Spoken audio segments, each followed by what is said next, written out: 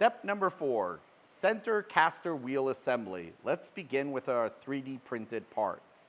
We have our caster wheel, we have our caster, which is over here, and we have our bracket, our caster bracket. In terms of screws and hardware, we have an M3 by 20 millimeter screw. We have an M3 by 10 millimeter set screw, and then we have a small ball bearing and a large ball bearing. Those ball bearings are, the smaller one is 683ZZ, and the larger one is 625ZZ. So, and then in terms of hardware, we have a number 1 screwdriver, as well as a 1.5 millimeter hex key or Allen wrench. Okay, let's begin. Step number 1, we're going to go ahead and take our caster wheel, and we're going to take that small ball bearing.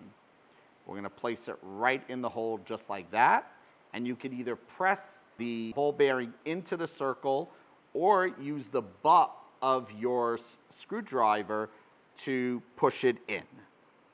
And there we go. See? So nifty little trick there.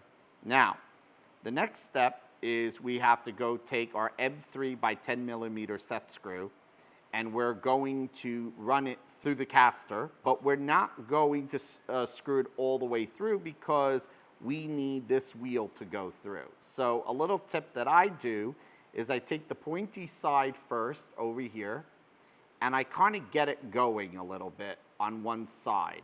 So I'll take my 1.5 millimeter Allen wrench, and I'll start screwing in just a bit, about like maybe a quarter of the way through, just so that you could see it poking through the other side, as you could see there. Okay, and then at that point you can now kind of put the wheel right on top of it, just like that, and then take the Allen wrench and resume screwing it in.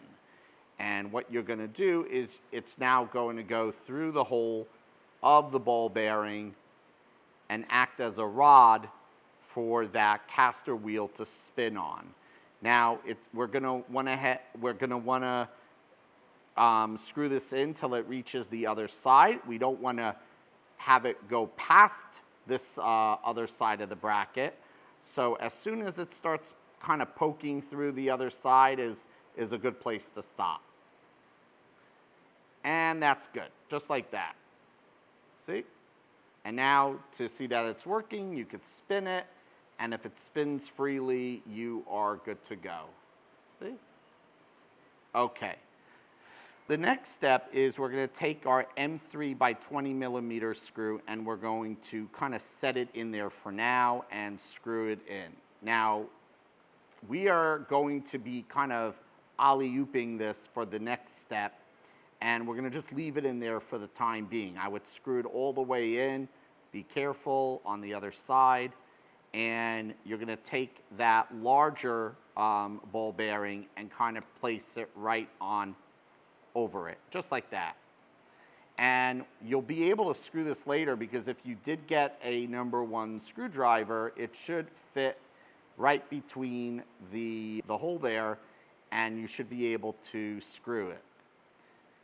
All right, and that's going to be necessary for step number 5. Now, if you feel for whatever reason this is loose, you could always kind of, again, put some plumber's tape around the edge and then put it in, or of course some glue, either one.